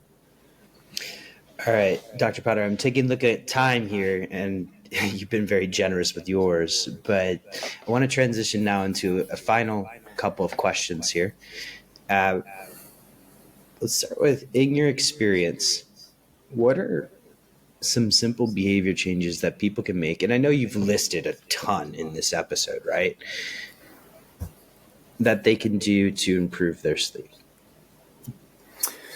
Yeah, good question. I'm glad that you asked this because I'm constantly asked this, and I am always surprised when and maybe I shouldn't be, I should have learned by now, but maybe I'm not that good at learning, but I'm always surprised when I speak with people who are struggling with their sleep about how familiar they are with common rote sleep hygiene recommendations, but how on further analysis they consistently get certain things woefully wrong.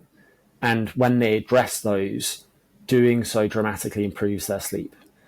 So I won't go into the sleep hygiene basics, and we've covered some of them today when speaking about caffeine. And I didn't get into alcohol, but suffice it to say that with alcohol, less is better and earlier is better. And again, there is substantial variation between people, which in part relates to genetics and so on.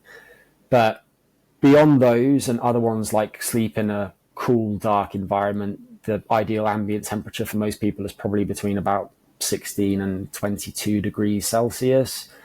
And don't exercise immediately before bedtime. If you take stimulant medications, let's say for ADHD, you want to take those shortly after waking in the morning, all those things that most people are familiar with, then I'll mention a few that I think can be quite easy to enact, but also very effective in helping people sleep better. One of them is, if you look at when people struggle with their sleep, often they struggle because of work-related stress. And at the end of your working day, you should put your work day to rest.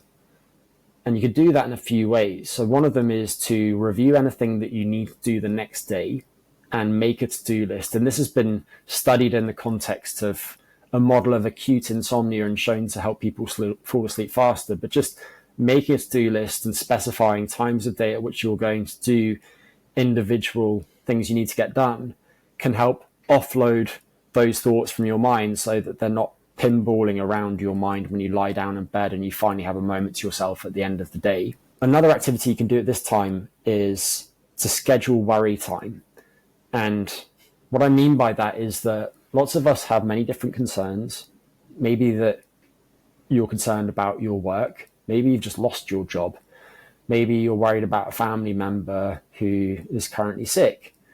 Maybe you're worried about your partner and your relationship, whatever it might be. But during this 10 to 20 minute period of scheduled worry time, which you can tack onto your to-do list at the end of your working day, the idea is to sit down with a pen and a piece of paper and to list your concerns in the left-hand column, and then adjacent to those to note the smallest next thing you can do to address those particular concerns. And then at the end of your worry time, commit to not worrying until your scheduled worry time the next day. So the idea is that you're compartmentalizing your worry time into this dedicated block each day to try and quiet your mind the rest of the time. And it might sound silly, but it is actually quite effective. And you can also do that in a dedicated space. In treating insomnia, sometimes people will use what they call the worry chair, where basically whenever somebody is worrying about something, they go to their chair. So they learn to associate worrying with that chair, but then hopefully when they're elsewhere, they're less prone to ruminating over some of these things that are concerning them right now. The other things that I'll mention are the importance of stimulus control of behavior. The idea is that because our brains are so good at creating associations between things, and often this is very adaptive. So for example, if you're learning to drive, you learn that as you approach a red light, you need to brake. That keeps you safe. And after a while, you reflexively brake as you approach the red light. In insomnia, what happens is that as people struggle to sleep, they learn to associate the bed, which is the stimulus, with being awake, which is the behavior. And they need to retrain themselves to associate being in bed with being asleep. And the way they do that, of course, is by spending less time awake in bed. And to enact that, you need to only go to bed when you're actually sleepy. So you might think my bedtime is 10:30 p.m., but if you're not sleepy at 10:30 p.m., you should not go to bed. If you've been in bed and you haven't fallen asleep within roughly 15 minutes, get out of bed, go to a different room, do something relaxing in dim lighting, read a book, listen to relaxing music, meditate, do some slow-paced breathing exercises that emphasize the exhalation, that type of thing, and then only return to bed when you're actually sleepy. And then ideally, you'd get out of bed at roughly the same time each morning too, at least if you're experiencing insomnia-type symptoms. Setting an alarm clock might be quite helpful because that will help regularize your exposure to some of these time cues that we've spoken about, such as the light-dark cycle. It will also help you build lots of pressure to sleep during the day, which will help you fall asleep quickly at night and stay asleep. And then related to that, don't nap during the day because that will pay off some of that sleep pressure, making it harder to fall asleep at night. And save your bed for sex and sleep only. So if you're in the habit of reading in bed, arguing with your spouse in bed, anything like that, don't do that when you're in bed. And to be clear, I think for most people, reading in bed is fine. But if you're experiencing insomnia symptoms, you shouldn't be doing anything like that. Two other things. One of them is match your time in bed to how much sleep you actually need. So, or how much sleep you're capable of generating at this point in time. If you have insomnia, for example, that might mean restricting your time in bed because you're currently spending 4 hours awake in bed each night and you're in bed for 10 hours, but you're only sleeping for 6 of those. So you might only want to spend 7 hours in bed and then 6 of those hours asleep. That means that your sleep quality has just improved dramatically. Whereas if you're habitually short on sleep and your sleep quality is good, maybe you're burning the candle a bit at work and you're trying to juggle lots of different responsibilities, and you just, by necessity, have only been spending 6 hours in bed recently. If you can go through a period where you extend your time in bed, you'll get more sleep and experience some benefits off the back of that. And then finally, obstructive sleep apnea is really common now. Atul Malhotra, who's one of the foremost experts on this subject, recently published some work suggesting that it's quite possible that over 1 billion middle-aged adults worldwide have obstructive sleep apnea, which leads to all sorts of downstream consequences: daytime sleepiness, which disposes them to traffic accidents, cardiometabolic issues such as high blood pressure, poor blood sugar control, and so on. When you treat those, you will feel so much better. Some people describe it as like having had a brain transplant. So go to stopbang.ca, get some idea about whether you might have it, and then seek medical assistance if you think you might have it, which often comes in the form of positive airway pressure, but also sometimes people have sleep apnea because they have enlarged tonsils or they have a large tongue. So sometimes dental appliances or surgeries are indicated, and they can make people feel so much better. Beautiful. Final two questions here. Dr. Greg Potter.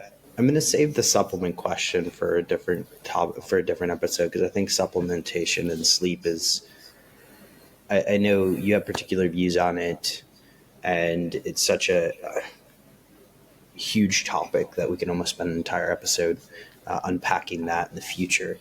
But let's talk about the implications of a knowledge of circadian rhythms and practical applications elsewhere. What do you think is possible now that we're building this knowledge base of biological rhythms? I'll try not to give you a huge answer here because I could easily go off on one, but suffice it to say, I think that this is relevant to many different parts of society and ultimately to the resilience of Earth as a planet. I don't want to sound like I'm being far-fetched or getting carried away, but I'll give you some examples that I think hit this home. So in line with what we've been discussing earlier, I think this has obvious applications in medicine. And we didn't get into this, but this is true in so many different ways. So, for example, if you look at pharmacology, there's this emerging field, sure enough, of chronopharmacology. Yes. And the idea is that because so many different aspects of drug absorption, distribution, metabolism, excretion vary over the course of the biological day, it's possible to use knowledge of that variation, depending on the drug and its targets, to optimize drug timing, which hopefully will reduce the amount of medication that's needed, which should push down costs too, improve the efficacy of the drug, and reduce the potential for side effects too. And this has been shown for several different drugs. For example, there's a slow-release glucocorticoid that's used to help certain types of joint pain, and seems to be better to take that in the biological evening to improve next day symptoms.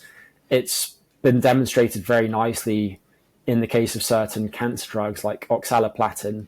It's the best studied one. It was actually removed from clinical trials because of its toxicity initially, and then a very bright guy, Levy, came along and did some research showing that the issue was the time of day at which they were administering it. And as a result, it's now widely used, and they've dramatically reduced the side effects of that. But if you look at all the top selling drugs in countries like the US, they all target clock regulated targets.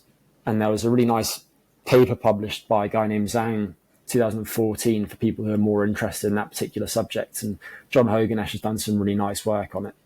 So suffice it to say, I think it's possible to use knowledge of how the drugs are acting combined with somebody's circadian phenotype. So whether you're an early bird or a night owl, and information about what we know about the best time of day at which to take these drugs to improve pharmacology. Another related application of circadian biology is certain types of surgeries. There's a guy in France, Bart, I think you pronounce his surname Stiles, it's Staels, who published a really intriguing paper a few years ago in The Lancet, and they looked at a particular type of cardiovascular surgeries, aortic valve replacement, and they split people into those who'd had surgery in the morning versus the afternoon. And they basically found that the people who had it in the afternoon had much better outcomes. They were less likely to go on to experience cardiovascular issues in the 500 days that followed. So clearly this is going to be relevant to many different types of surgeries too. And then the final things that I'll mention include things like our ability to perform at work.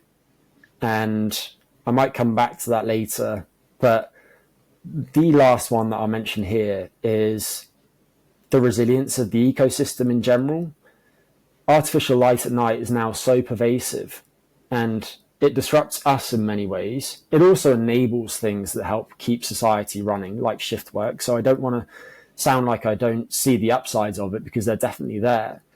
But if you look at ecosystems, there was a really nice study by a guy named Kevin Gaston, who's at one of the research institutions here in the UK a couple of years ago, and they meta-analysed all of the different relevant data in which different animals were exposed to different intensities of light at night. And they found that it in many ways disrupted the behavior and the physiology of the organisms. It affected their hormone levels, when they were active, when they were feeding, how they migrate towards light, and so on. And there's also been some work showing that this can affect things that are directly relevant to human health too.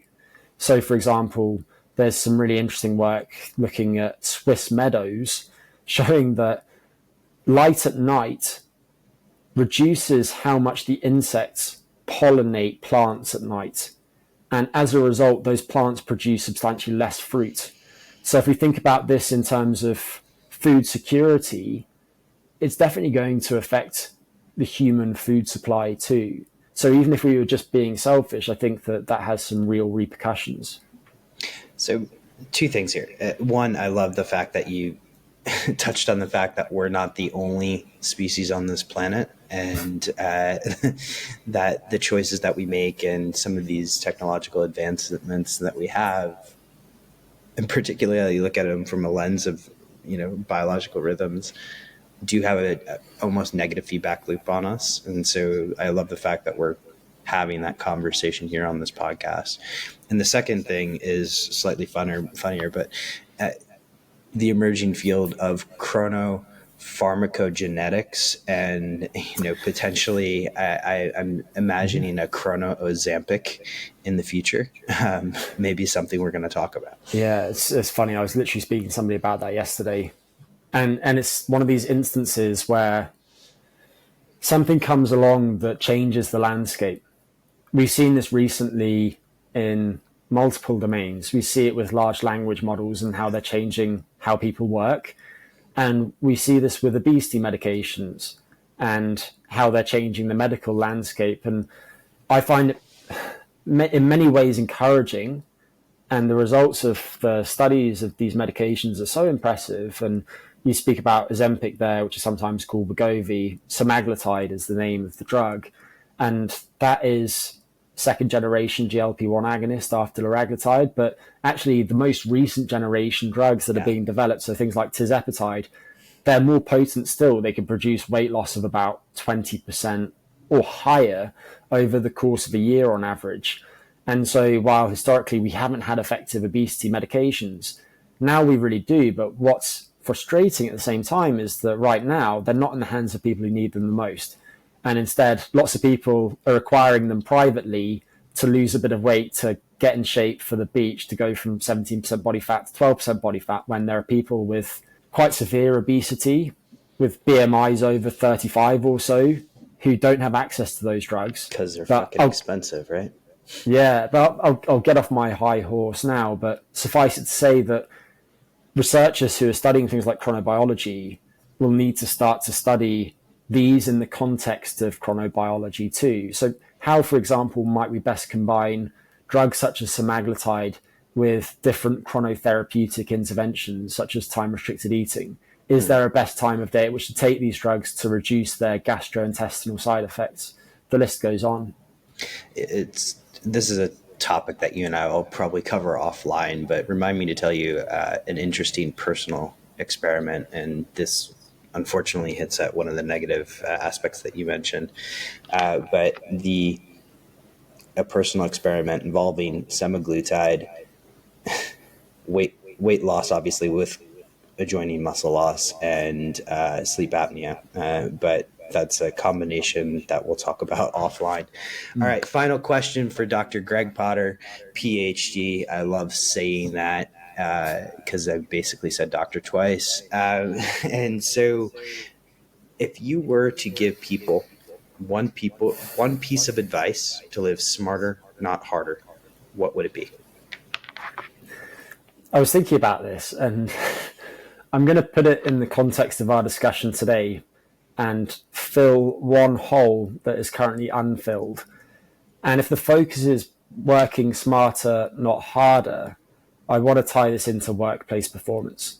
And so my advice would be to use an understanding of your own rhythms to improve your workplace performance. We know that various different cognitive functions do vary over the course of the biological day. And the best studied of these is attention. The others haven't been so well studied, but the most conspicuous change in your cognitive functions over the course of the day is the lunchtime dip in alertness that you experience. And so that's probably not an ideal time of day at which to do your most cognitively demanding work. And so if you can better align when you're doing the most taxing activities with when you're primed to do your best work, then you're going to be more efficient, get more done. And also, if you can align your rest intervals with when your body is suited to a break, then you're going to be better restored, because frankly, burnout is a huge issue now. And the World Health Organization actually recently added it to their international classification of diseases. So I think personalizing work schedules is going to be really helpful for a lot of people. And then related to that and actually putting it into practice, I'll make a couple of recommendations. First is during that post-lunch slump period, which typically for most people is roughly 1 to 3 p.m., take a break, get outside. Ideally, your break would truly be restorative. You wouldn't have lots of incoming stimuli. You wouldn't be listening to something necessarily. You might just be letting your mind wander and having a technology-free interval. If you can make that in nature, it will be more restorative. And if you can make it with other people, it will be more enjoyable. And it also might make you more likely to actually take that. There's an element of accountability that's important. Factor in your chronotype, so whether you're more of a morning lark or a night owl. And in general, I think a lot of people do their best work in the morning, not that long after waking up. For a lot of people, it's probably something like 10 to 11 a.m. that they're doing their best work. But if you're a night owl, you might find that you're most productive after the afternoon slump. And so maybe for you, you align your most taxing work with that time of day. And instead you're doing that type of work between, let's say, 5 and 6 p.m. And then otherwise, this is very relevant to shift work. And there has actually been some good research on this. There hasn't been that much of it, but it's possible to personalize people's shift schedules according to their chronotypes. And you do this by removing the most taxing shift for a given chronotype. So if you're an early bird, the most taxing shift for you is the night shift. If you're a night owl, the most taxing shift is the morning shift. And Saline Vetter and her colleagues have done some nice work showing that when you remove the most taxing shift, you can prolong people's self-reported sleep, improve their well-being, improve their job satisfaction too. And so if you are at the helm of a large organization that employs shift workers, I think that might have some meaningful implications for you and how you organize your work as work. You should also factor in your sleep history too. So if you've got a background of poor sleep, I think that's going to compromise the work that you do later in the day more than the work early in the day. So it's one more reason why front-loading work often makes a lot of sense. And then finally, I think it's worth taking brief intermittent breaks through the day too. And people think about this quite differently. You have some people who will encourage people to use the Pomodoro technique, which is typically 25 minutes on, 5 minutes off. You have other people who say you should work in 90-minute cycles, which I think is nonsense. But I think for most people, work in cycles, maybe initially of 25 minutes on, and then extending those over time, probably up to something like 100 minutes, makes a lot of sense. And the longer your prior block of work has been, the longer your subsequent break should be. The more taxing the work, the more you need to subsequently rest and recover from it. So I probably gave several pieces of advice in there, but basically align your work rhythms with your own biology if your goal is to work smarter, not harder. Chrono productivity. I love it. There we go. Greg Potter, thank you so much for coming on the Smarter Not Harder podcast. This has been, once again, another fascinating conversation with you where I personally have learned a lot and taken a lot of notes over here on this side. So thank you so much. Anytime, Boo. Pleasure. For everybody listening, have an amazing day. So let's recap today's podcast. What 1 cent solutions to $64,000 questions did we get into with Dr. Gregory Potter? Well, we got into that detection and correction element of chronobiology related issues. In fact, many of you probably heard a number of different surveys, including the Pittsburgh Sleep Quality Index, as well as identifying your chronotype, which may be useful in detecting some of those sleep related issues. We talked about chrononutrition, when to stack your meals, and what macronutrients to potentially use during the day. And we, of course, then argued a little bit about chrono movement, or when one should exercise throughout the day. The show notes for this one are worth reading over, and I myself will actually go back, rewind this episode multiple times and listen. But you can find them both at transcriptions.com and homehope.org. If you enjoyed the episode, please like and subscribe if you're on YouTube, but also leave a 5-star rating if you're on Apple Podcasts or Spotify. I'm very grateful for you turning in today, and thank you again for tuning into the Smarter Not Harder podcast, your home to 1 cent solutions for $64,000 questions. Have a wonderful day.